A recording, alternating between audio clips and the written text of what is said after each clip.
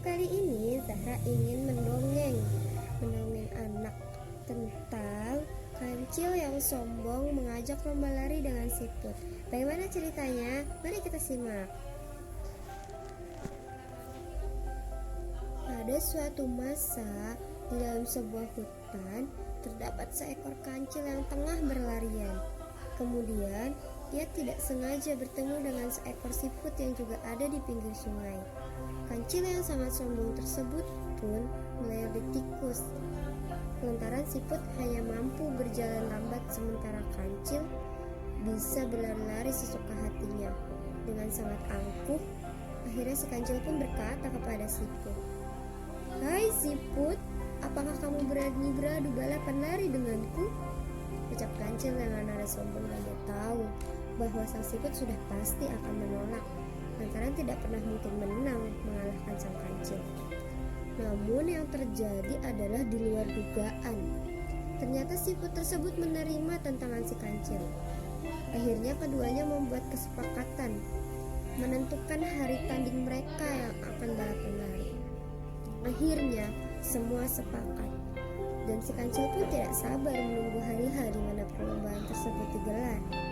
Selama menunggu hari perlombaan, akhirnya siput mengatur suatu strategi. Siput mengajak teman sesama siput lainnya untuk berkumpul dan menceritakan perihal tantangan dari si kancil. Dia mengajak lomba lari dengan angkuh dan sombong. Akhirnya, mereka pun mendiskusikan sesuatu agar berhasil menang di dalam pertandingan tersebut.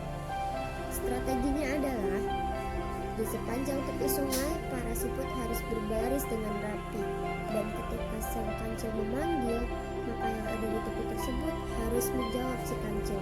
Begitu seterusnya sampai di garis finish. Akhirnya, saat yang dinanti-nanti pun tiba. Hampir seluruh penghuni hutan datang untuk menyaksikan pertandingan balap lari antara kancil dengan siput. Keduanya pun sudah siap berdiri sama di garis start, dan perlombaan siap dimulai. Pemimpin adu lari bertanya kepada keduanya, "Apakah kalian sudah siap?" Keduanya pun menjawab, "Siap." Maka pemimpin adu lari tersebut pun mengatakan, "Mulai." Keduanya spontan berlari, dan si kancil langsung berlari dengan memakai kekuatan penuhnya. Dan sesudah beberapa jarak berlari, kancil pun merasa kelelahan.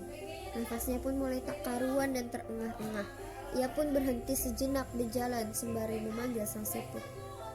"Put, siput," ujar kancil.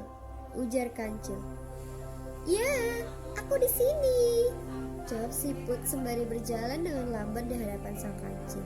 Si kancil pun merasa sangat kaget, lantaran siput tersebut sudah ada tepat di hadapannya. Ia pun tidak jadi istirahat dan langsung bergegas berlari sekuat tenaga. Ia pun merasa sangat lelah dan mulai kehausan. Nafasnya seperti hampir habis dan terengah-engah. Saat itu, ia kembali memanggil sang siput. Saat itu, kancil mengira bahwa siput masih ada di belakang dia. Padahal ternyata siput tersebut sudah ada di depannya. Siput pun menjawab sebagaimana strategi yang diatur sebelumnya. Melihat hal tersebut, akhirnya kancil pun kembali berlari. Hingga akhirnya ia merasa sangat lelah dan tidak kuat lagi. Alhasil, ia pun menyerah kepada siput. Semua penghuni hutan merasa terkejut bahwa sang kancil bisa mengalah kepada siput. Nah, sekian cerita dongeng yang bisa saya sampaikan. Jadi, dari dongeng ini kita bisa mengambil sebuah pelajaran bahwa kita tidak boleh sombong terhadap makhluk lainnya. Kita dengan makhluk yang lainnya adalah sama. Kita sama-sama. Kita adalah sama-sama ciptaan Allah Subhanahu wa Ta'ala yang memiliki kekurangan dan kelebihan. Yang mana jika engkau memiliki kelebihan, tidak bolehlah engkau sombong terhadap makhluk lainnya. Karena setiap yang memiliki kekurangan pastilah ada kelebihannya. Sekian cerita dongeng fiksi dari saya, kurang lebihnya mohon maaf. Wabillahi taufiq wal hidayah. Wassalamualaikum warahmatullahi wabarakatuh.